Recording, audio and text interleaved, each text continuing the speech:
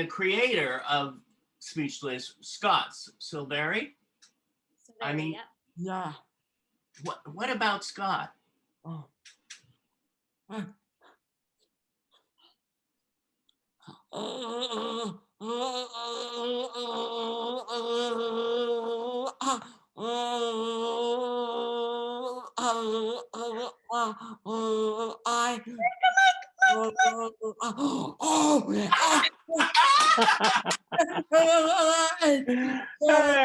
I've missed those thumbs up. So good to see you. It's so good to see you, buddy. How are you?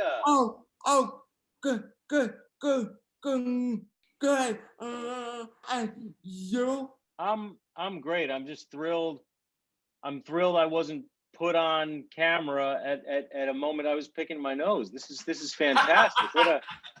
We're off to a great start. This is the best Zoom I've been part of. It's so good to see. And look at you, you handsome devil. You I know, right? I was hoping that you would have gone to hell. You have a beard out to here and stuff.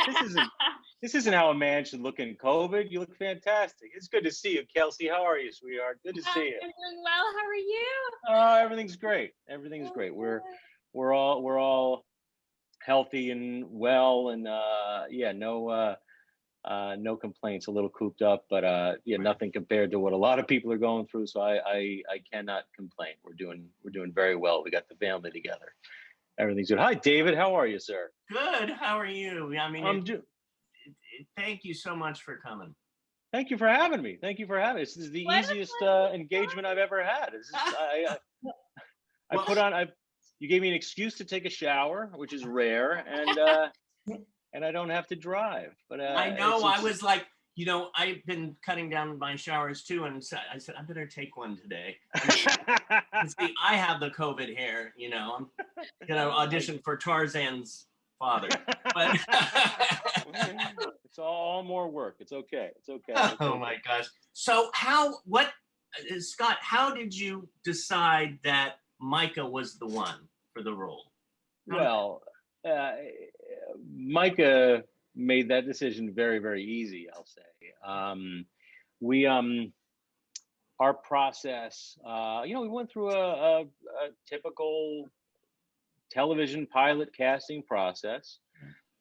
But we had to think outside the box a little bit because, as you well know, talking to people of all different abilities, trying to break into Hollywood. Hollywood is not, this might blow your mind. Hollywood isn't 100% set up for somebody who's a little different to show up and head off a TV show. There aren't those points of access. So because the first rungs of the ladder are so seldom occupied by people with disabilities or all sorts of things. Yeah. They rarely work themselves up to a point that they could be the star of a TV show. So we went, we were having auditions, reading people all over for the part that ultimately was Micah's and for all the parts. But we knew that we would have to perhaps cast a somewhat wider net for the role of JJ. And that was, so we had a lot of people go on tape all over the country. We didn't want to limit ourselves to Los Angeles, and we were doing it off season, so we didn't want to limit ourselves to the normal, pilot season schedule. So we opened up. We had a casting agent, a casting director, and Susie Farris, who's fantastic, who fielded a lot of tapes from all over the country, and it wasn't easy. I won't lie. It was a very demanding part, as Micah can attest. We asked a lot of him, in ability to play, play the heart, to play the comedy, to have it feel real, to have it feel legit. I mean, that's a lot to ask of anybody. And then on top of it, he didn't have the benefit of words. He had to communicate a lot, but didn't have the benefit of speech in the show. And as you know, a lot of acting is saying stuff. So it's like, how are you going to communicate all of what this rich and layered character has to communicate without the benefit of words. And it was a tough, it was a long list of needs. Yeah. And you know, we knew we had our work cut out for us. We came close, saw a lot of good, talented people that you normally wouldn't see in the process of casting a pilot, which was wonderful. But then one day, my casting director, Susie, called me and said, "Okay, I found him. This is it. There's no question. I'm going to send this to you. If you disagree, good luck. We're done. But you will be continuing to search with a different casting director." So, and Susie is so good about, I've worked with her for years, and she's so good about the soft sell. So normally she'd say, like, "I don't know, this guy's coming in third, you know, whatever. I've seen him before." And then it turns out that's the one she's really invested in. But she because she knows I'm an egomaniac, it has to seem like it's my idea and stuff. So with this one, she's like, "No, this is it. Take it."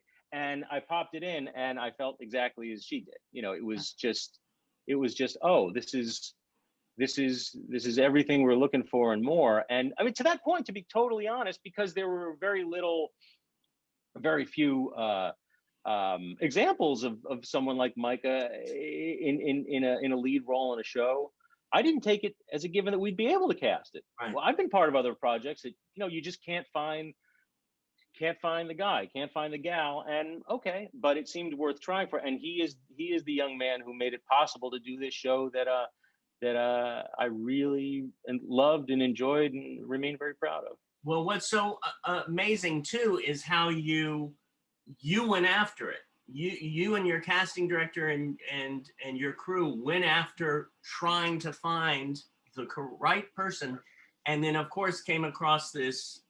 You know, you see the face, and through the face comes all that. Right. Yeah, you don't have to be a genius to fall in love with Micah at first sight. Some people make it tougher. He did make that easy. But yes, to the credit of the team behind the show, I mean, I went in saying, like, this is not going to be a conversation. We're not going to have somebody pretending. And there were a couple reasons for that. Number one, there's just a practical one. I'd be damned before I had like you know, a wheelchair coach on the stage trying to, you know, coach an able-bodied person. Like, people can smell the inauthenticity of a faked version, and we didn't want that.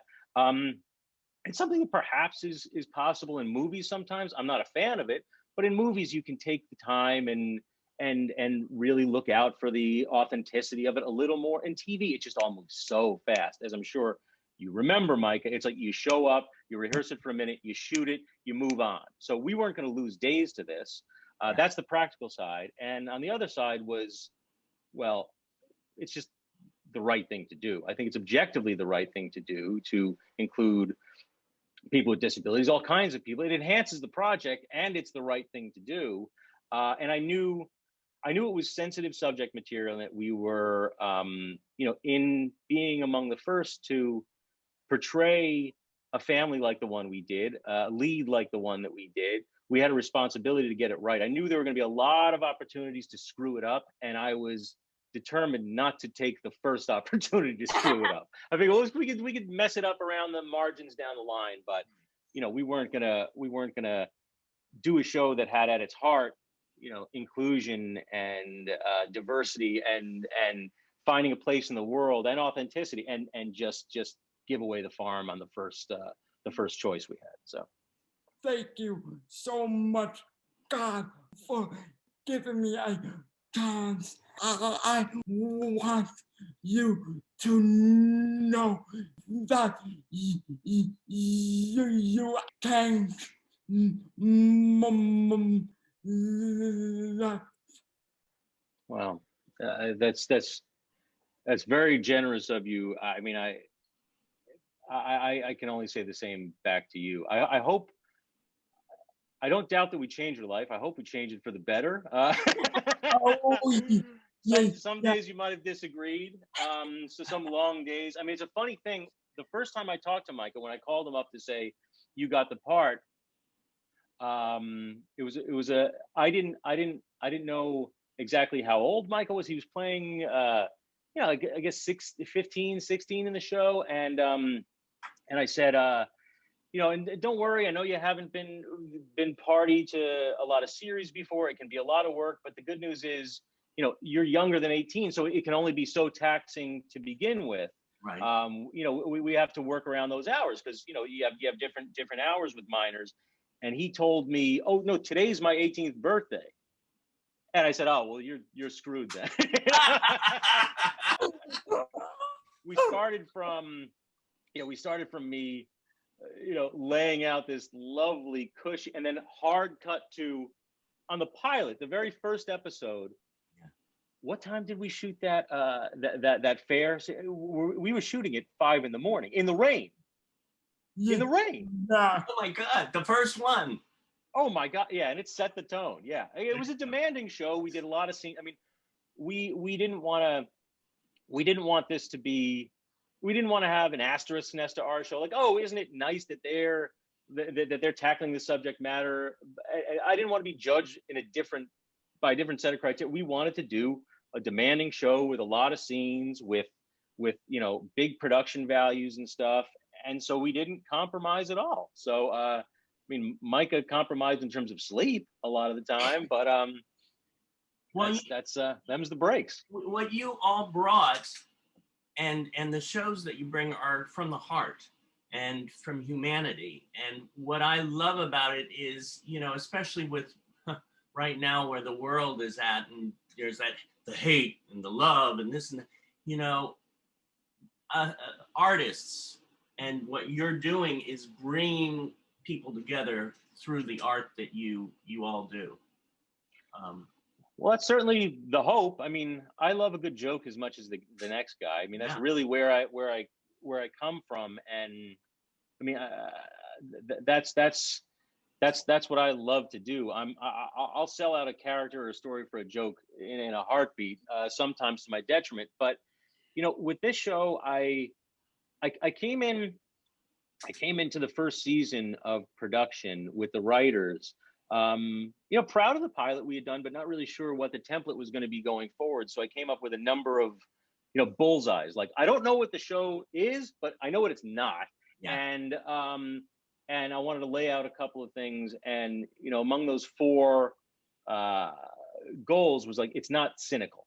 It's never going to be cynical. I did want it to have a heart to it. I didn't want it to be soft and after school, especially, I feel like a lot of I wanted it to be gritty. I feel like a lot of representations of disability. It's all like it's so sweet and this angel, and that's why I so keyed into writing for Micah, because his character, he's more of an angel than the character was, but his character was no way, and he's got that impish little side to him. He can. That's what his sister just said, right? Right, exactly. Well, and Norman Lear too. I talked to him, and what he says too is it's laughter keeps you going. So it is the mix of the laughter, like you said, and also the grittiness that made this show so special. Well, I mean, we didn't want to teach anybody any lessons.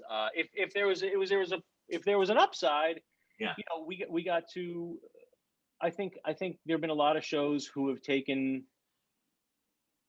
people with less representation, brought them into a living room, and you're like, oh, they're not so different from us. That's not foreign to me. I mean, Will and Grace is a good example of that, and that's what we wanted to do. But that's where the lessons ended with us. I mean, I grew up with a brother who had cerebral palsy, and in addition to other health issues, and my experience with him, the world wasn't hostile, in day-to-day life, but a lot of times you'd get people either staring, or completely ignoring. And I wanted to sort of forge a middle path between those two. I don't want your stares, I don't want your pity, but this character is a person, and this person is a person, and I was hopeful that it could sort of demystify a little bit of difference. It's understandable. I don't think people are essentially bad. I think most people just don't engage on what they don't understand. So I did want to instill a little bit more comfort and familiarity with somebody who happens to get around by a different mode of transportation. If we succeed in that, I'm thrilled. And some people told me we had, so great, I'll take it. But that's as far as the lessons went. Yeah. Now we have probably more than 100 students watching this when it is out there, and with disabilities, without disabilities. What would you tell students that have an idea and they want to run with it and get it out there and make it happen? Because you've done that on so many times, creator, producer, writer. Well, I mean, I'd say you can take a multi-pronged attack. One very nice thing, I came out and started looking for work after I graduated college in 1994. So it's a very different world. One thing that we did not have available to us then was the ability to just pick up a camera and make something and edit it. I mean, the amount of sheer will one had to take back then to get together a crew and light something and raise money for film, and that's all gone. And then to say nothing of editing. I mean, you can edit on a computer. If you have a computer, if you have a phone, you can make something, and it needn't be a finished product. It needn't look beautiful and network ready, but you can make something to represent yourself. And that's something, I envy the kids today for having that possibility. But that's definitely one thing everybody should be doing, and that can be a very pure expression of your own sensibility. On the other hand, the other part is people need to be willing to work within a system that might not be a 100% clear expression of your sensibility. And I went through the proper channels and worked my proper, like there's a right and wrong way to do it, but but I worked my way up through different series, not things that always felt like it was exactly my sensibility, exactly what I would have done, but you need to prove yourself able to work within different systems. And I think you can learn as much from a lousy situation as you can from a good one, often more of what not to do. So I get a little nervous when I hear someone say like, oh, I don't want to try to work on a show. I just want to do my own thing and let somebody come find me, because sometimes they won't. But if you like indulge your sensibility in one arena and then prove that you can work within a system in another, that's a very good thing. In fact, I'm glad I didn't come out of the gate with Speechless. I had been trying to develop shows for, dear God, almost 20 years before I tackled the show, because it was real. I knew it would be a sensitive little dance that I'd have to have some skills before I did it. So and the other thing is, like, no matter what you do, make your own movie, write a spec script, try to work on don't expect to be fully formed when you first start out. Like your first few scripts, your first few shorts, they're probably going to stink, and that's okay. It's a question of learning a craft and finding your voice. So be patient with yourself. Have the humility to say, I don't know it all. But the upside to that is, in time, you continue to work on it, you will know more. You will learn. So don't delude yourself into thinking you know it all out of the gate. But don't kick yourself for not knowing. It's a process, and you learn a lot over the course of a lifetime creatively if you stick with it. I mean, I'm the longer I do this, the longer I write, the more I realize, like, oh, there are a million ways you can tell a story. There are a million. There's no right or wrong to this. There are a lot of different ways you can. So the more I learn, the less I know. And so yeah, it's a combination of. I mean, that's it's a combination of humility and soaring confidence. And that's I do that any day. I'll wake up, I'll write things for a couple of hours and think, boy, I got to clear out some room on my shelf for all the awards I'm going to get for this. And then by 11 o'clock, it's like, I don't know. Yeah, exactly. It's like, well, maybe not this. I look behind me. I have a little shed that we built in my backyard, and I look behind me, and I really don't have a lot of books. I look like the worst MSNBC contributor of all time. Like, because when I see somebody on the news, all I do is look at their books and stuff, and I don't look very smart at all. I swear I am. No, it's let's not look at that. I wish I had that background. This is a question for all of you. What do you want the most at this moment in your life? I want to take acting classes. I want to book another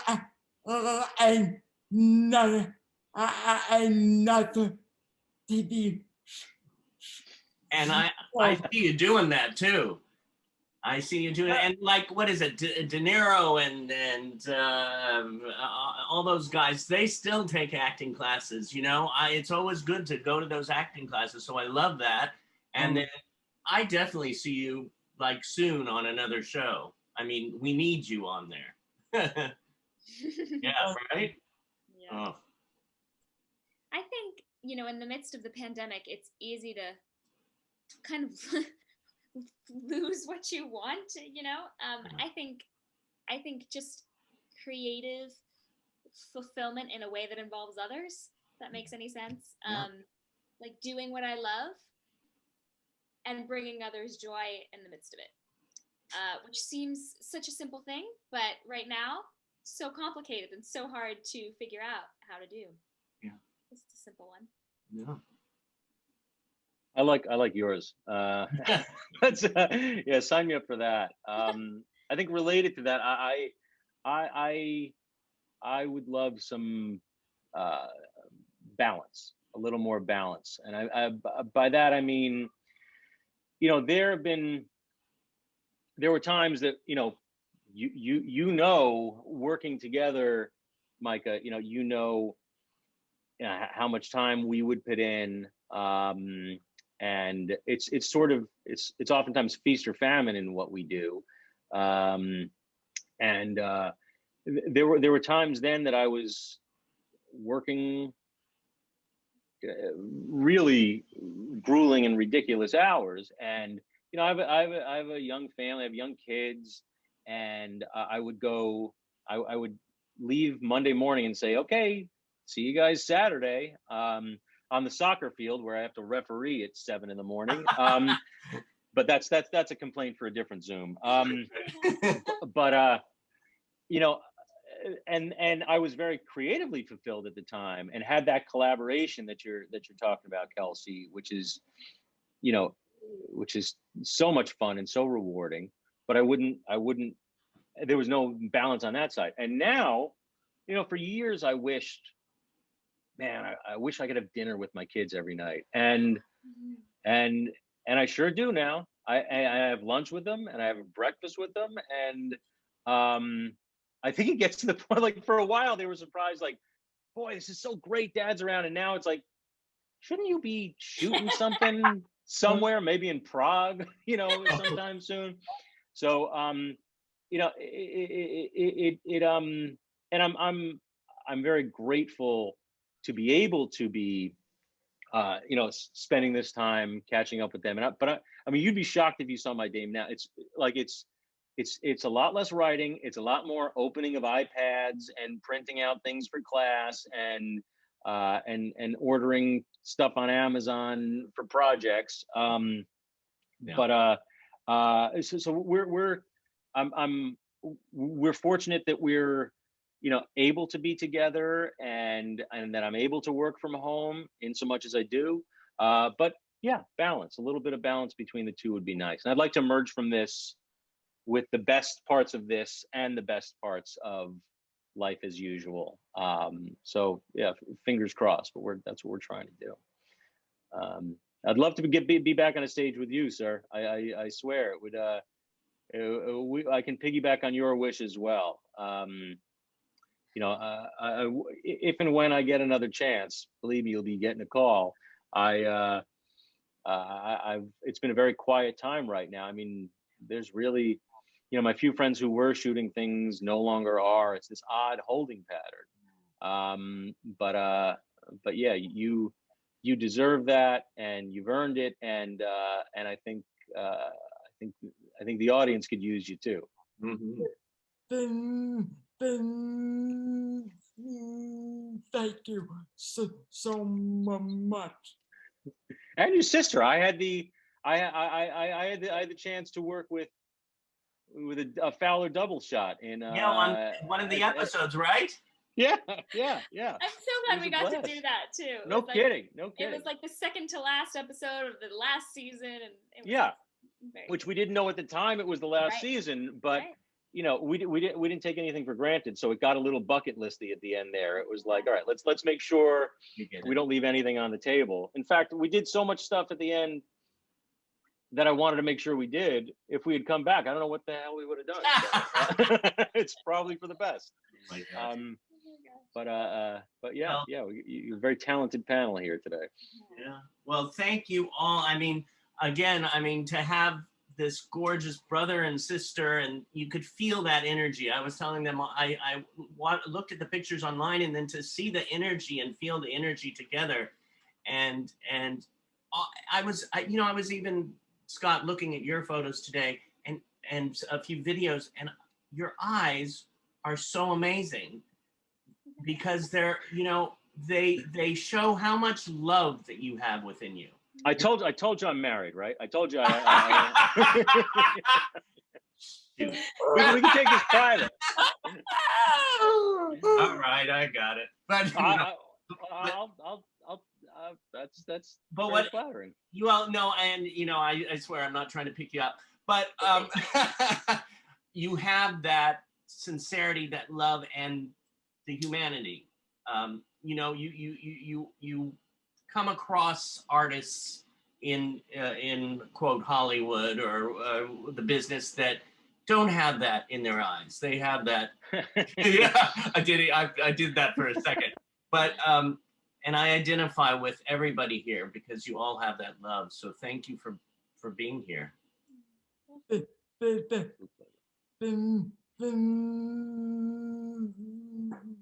you so much. My pleasure. And I look forward to seeing you all once we get out of quarantine. Amen. Thank you, David. And thank you for that surprise.